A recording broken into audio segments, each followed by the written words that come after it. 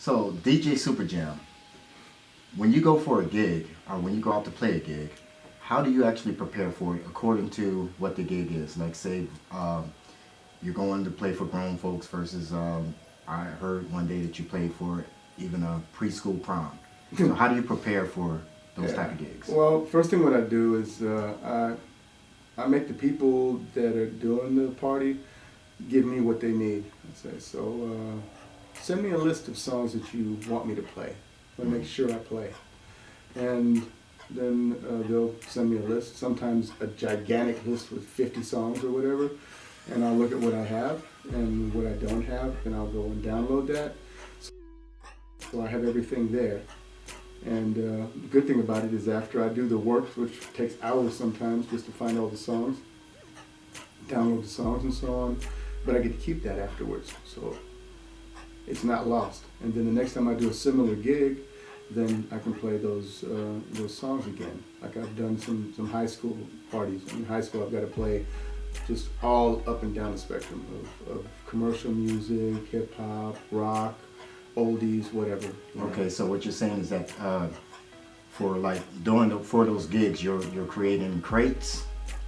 Is that they're folders and inside of the Serato programs, and they're called crates. And so you just take a crate, and I'll have a crate in there, and it'll say, for instance, like this weekend is going to be at an Irish pub, and I'll say Irish pub June 2016, and then just have everything that I need inside there, as well as everything else that I can go through and look for, which is certain songs that I think are going to fit good for that night.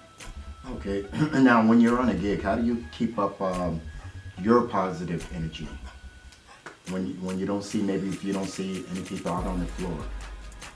Well, if you don't have a dance floor, you still have listeners. You still have people that are sitting around and looking or not looking, and then I would sit there and I'll find my dance floor. By my dance floor, it means just whoever is feeling or vibing off of what I'm doing. So I'll look, and it might be like a guy sitting over here and somebody else over here, or two girls over here, that are like dancing in their chair a little bit, and just the little reactions, and that's my dance floor. That's who I'm playing for right now, and I'll watch them, I'll play, and then after a while, then other people will join in because they'll feel that vibe, because I'm playing songs that make sense and stuff that fits together nicely, and that's because of those two people that are giving me that feedback.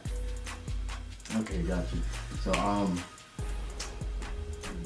when you've gone out on gigs and you actually play, sometimes you have a lot of people, sometimes you only have quite a few people.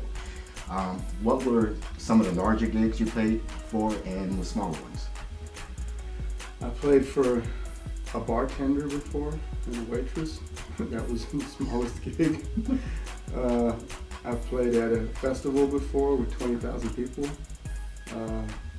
And it's just when you get in front of a lot of people, you get an energy that happens, that artists that sing and perform on stage, they know that feeling. It's nothing that you can practice for, because that feeling, you can't take it home with you. That's just, as soon as you get up there and you get in front of those people, you feel this energy, and it works with you, either good or bad, and I've been lucky to be able to just zone into that energy that was there and been able to do good shows. I would always take it like, okay, oh man, I got to rock all these people, so bam, and then I would really, just show my ass, basically. Okay, so have you ever played any other styles of music? I mean, we basically know that you're in hip hop and funk and soul, but have you ever played any other styles of music on a gig before? Yeah. Like I said, I look at different parties that I play, and I see what the people need for that. And it took me a long time to get to that, to where I would actually play something that wasn't hip hop or wasn't urban music.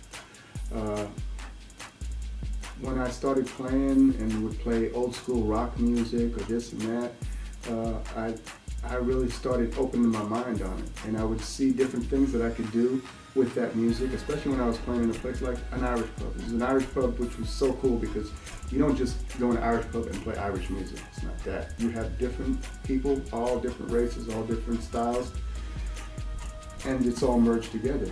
And it's not just this type of party or that type of party, so it's everything. So all of a sudden, I might start with some rock songs and then go from the rock song into some remixes or mix really crazy stuff together. Stuff that you would never think to mix, but then I do it there because first of all, like in the Irish pub, I didn't have a dance floor, so I don't have to keep people dancing the whole time. A lot of time when you play in a club, your dance floor is all important, and you have to keep people on that dance floor. If you don't keep them on the dance floor, you're gonna lose the gig. You're not gonna come play anymore because they want a DJ that's gonna keep their people dancing. You know, and in the Irish pub, it was always a different thing, and I could just experiment, do really weird things like mix Hotel California and Cupid Shuffle, you know, and look at the reaction, and they're like, "This is first," and you're like, you know, do little loops and stuff, and yeah. Okay, I've heard you say that you've played a salsa gig before. So tell us about that. Yeah, that wasn't so good for me. I was playing in a club on Fridays. It was hip hop R&B night, and that was all good. And then it was like, yeah, we need a DJ on Saturday to play just Latin music. I look Latin. I'm not Latin in any way, and I don't speak Spanish. So it doesn't make sense for me to try to go through a playlist of 1,000 songs where I can't read the name of one song.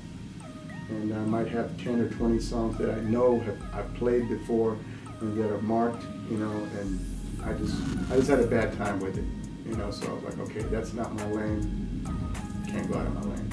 And everything else, I mean, I can throw a song here or there, a couple of the hits, the bachata song and this and that, whatever, but, you know, that's not it. So would you make like a suggestion to other DJs out there to kind of pinpoint the area or direction they go into, or just broaden their horizons? Like, say, what I'm getting at is, okay, do a country and western gig over here, African beats gig over there, instead of going wide range, targeting maybe to become better DJs, or what? I mean, you got to see what you can do. I can play almost anything, but I had a problem with that because the words were in Spanish, and that's the only time that I had that where the music was in a language that I couldn't read. So for that reason, that was why that didn't work. I mean, I'll play Suavemente and all the conga or whatever, you know, all the Latin or Latin type beats, you know. If I'm playing in a place like, or at a wedding or something where they want to hear all different style hits, you know, but just for me, that was the only music, you know. I mean, okay, like I guess country and western, I also don't know very much about that, you know. So I also don't want to play a music where I'm not too crazy about the music itself. I don't play techno parties because I couldn't sit there and play techno music and play it with a love just to play for money. That I've never done that, and I don't think I could, because then I have to stop loving what I'm doing, and it's just a job now, you know, and it's far beyond that. Okay, I'm gonna throw a few names out at you, and you can respond any way that you feel, but they're probably gonna be people that may have influenced you one way or the other as far as you being a DJ. Okay. So y'all set? Give it a shot. All right, here we go. First name, James Brown. James Brown, the most sampled artist, I guess, with his drums, the drum loops from James Brown. I actually saw his band, Maceo Parker, Fred Wesley, Pee Wee Ellis in Frankfurt in the 90s. Went to the sound check. Fred Wesley was really cool. He was sitting there cleaning his trombone, and I was like, "Hey, what are you guys doing?" "All right, come by, you know, see what's up with the concert tonight." "All right, yeah, you want to come by? Yeah, just put your name on the list." I was like, oh wow, that was cool. That was easy, you know. So we came up there, and I was just thinking, you know, yeah, okay, I like some James Brown songs. Was more crazy about everything, but you know, I was like, yeah, okay, we'll go check out James Brown's band. And so we get in there and we're listening and everything. You know, it's a cool concert. Everything's smooth. All of a sudden they break down. And they played this one horn riff and like boom, da da da da da da, and I'm like, oh my God, that's Parliament's horn section.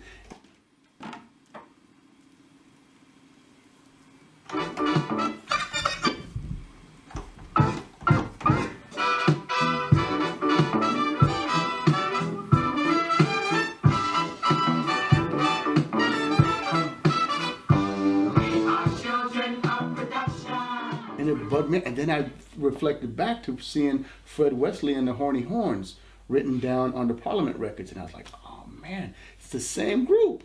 It's the same group that was there with James Brown. You know, that was my connection through James Brown. The fuck you laughing at?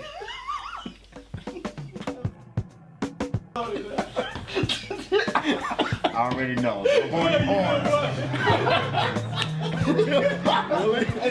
Really? Serious? You started to smirk, and I was like, "Oh my God, I got to hold this in." I don't know how she's going back there because I can't look. She's doing the silent bent down laugh. No, I was like.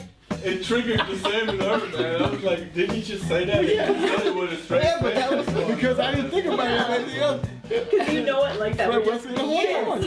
No, because I just now realized, oh yeah, it was Fred Wesley and the Horny Horns.